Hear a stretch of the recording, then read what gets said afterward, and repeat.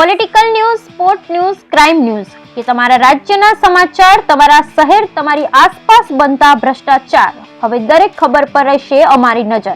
ગુજરાતનું સર્વશ્રેષ્ઠ news channel. કોંગ્રેસની જન આક્રોશ રેલી બાદ એસપીજી અધ્યક્ષ લાલજી પટેલનું નિવેદન સામે આવ્યું. દારૂ, જુગાર અને ડ્રગ્સના મુદ્દે કોંગ્રેસ દ્વારા યોજાયેલી જન આક્રોશ રેલી દરમિયાન કોંગ્રેસના નેતાઓના કડક નિવેદનો બાદ હવે સરદાર પટેલ સેવા દળના અધ્યક્ષ લાલજી પટેલનું પણ નિવેદન સામે આવ્યું છે. યુવાનોમાં વધી રહેલા વ્યસન અંગે લાલજી પટેલે ચિંતા વ્યક્ત કરતા સત્તાને સીધી જવાબદારી નિભાવવાની માંગ કરી છે. લાલજી પટેલે નિવેદન આપ્યું છે, જો આટલા બધા યુવાનો દારૂ, જુગાર, ડ્રગ્સની આદતે ચડી જશે તો વડાપ્રધાન મોદીના મજબૂત ગુજરાતના સ્વપ્નો સાકાર કેવી રીતે થશે? લાલજી પટેલે સ્પષ્ટ કર્યું છે, તેઓ કોઈપણ રાજકીય પક્ષ સાથે જોડાયેલા નથી, પરંતુ સમાજ માટે નુકસાનકારક નશાકીય પ્રવૃત્તિઓ સામે સરકાર કડક પગલાં લે તે જરૂરી છે.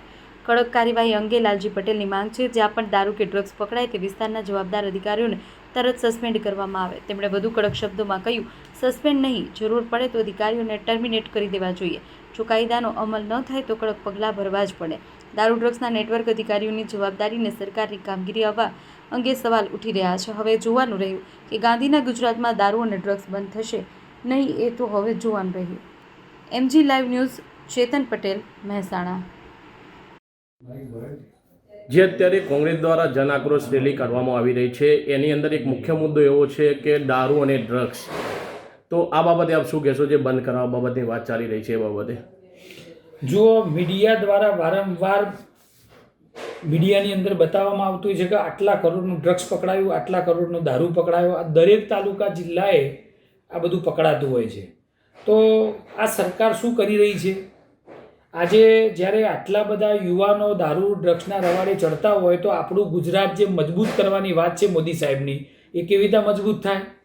એટલે કોઈ પણ પક્ષ સાથે અમારે કંઈ લેવા દેવા નથી, પણ દારૂ, જુગાર કે કોઈ પણ ડ્રગ્સ જ્યારે યુવાનો લેતા હોય, સર્વ જ્ઞાતિના લોકો હોય, દરેક સમાજના યુવાનો હોય, તો આ જો તંત્ર અને આ સરકાર કડકમાં કડક એક્શન ના લે, આજે જે વિસ્તારમાં દારૂ કે ડ્રગ્સ પકડાય ત્યાંના એસપીને અને બધા જે પણ લોકો એમને સસ્પેન્ડ કરી દેવા જોઈએ, એને ટર્મિનેટ જ કરી દેવા, સસ્પેન્ડે નહીં.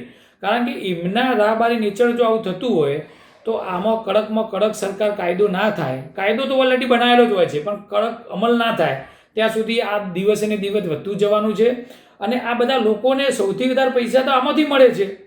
એમનો પગાર તો કદાચ 1.5 લાખ કે 2 લાખ રૂપિયા હોય કોઈ પણ અધિકારીનો, પણ આમાંથી જે એમને ઇન્કમ મળે છે 2 નંબરની, એના કારણે તાજા માજા થતા હોય છે અને ખૂબ પૈસાવાળા થતા હોય છે. અને બીડીની રેડો પડાવો ને તો હમણાં ભાઈ સૌથી વધારે મિલકત મળે. એટલે બધાને, સરકારને, દાદાને, મુખ્યમંત્રીશ્રીને અને ગૃહમંત્રીને વિનંતી છે કે તમારી સમક્ષ કેટલા બધા લોકો, સેવાભાવી લોકો હોય છે જે અમારી જેવી સંસ્થાઓ કામ કરતી હોય, એસપીજી જેવી, કે તમારી આગળ રજૂ કરતા હોય છે કે આ જગ્યા મળે છે, તો તમે કેમ લાલ કરતા નથી? કોઈ પણ કાયદો ક્યારે મજબૂત કરવામાં ના આવે ત્યાં સુધી કોઈ વસ્તુ શક્ય નથી. આજે વિદેશમાં તમે જો અમેરિકા, ન્યૂઝીલેન્ડ જે મજબૂત દેશો છે એમાં કાયદો મજબૂત છે. તો કાયદો મજબૂત છે એટલે કોઈ પણ વ્યક્તિ ગુનો કરતાં 100 વાર વિચારે છે. સૌદી અરેબિયા જુઓ તો કોઈ પણ વ્યક્તિ ગુનો કરે એટલે કડકમાં કડક સજા. તો આવી સજાઓ આપણો ઓલરેડી કાયદામાં છે, તો એનો જો ઉપયોગ કરવામાં આવે તો કોઈ પણ અસામાજિક તત્વો, અસામાજિક પ્રવૃત્તિઓ આ દેશની અંદર થાય જ નહીં. એટલે 2 હાથ જોડીને મારી વિનંતી છે મુખ્યમંત્રીશ્રી અને ગૃહમંત્રીશ્રી અને ભાજપના 162 ધારાસભ્યો કે તમે વિધાનસભામાં રજૂઆત કરો કડક કે ભાઈ આ બંધ થવું જોઈએ. કે આવનારા સમયની અંદર આજે કોંગ્રેસે રેલી કાઢી, કાલ આમ આદમી પાર્ટી રેલી કાઢશે, કાલ પ્રજા રેલી કાઢશે.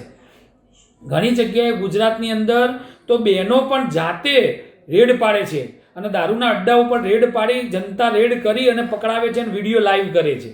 તો આ બધું એટલું બધું વધી ગયું છે ગુજરાતની અંદર કે છેલ્લા 4-5 વર્ષની અંદર તમે કાયદો મજબૂત કરશો તો જ યુવા ધનને આપણે બચાવી શકીશું.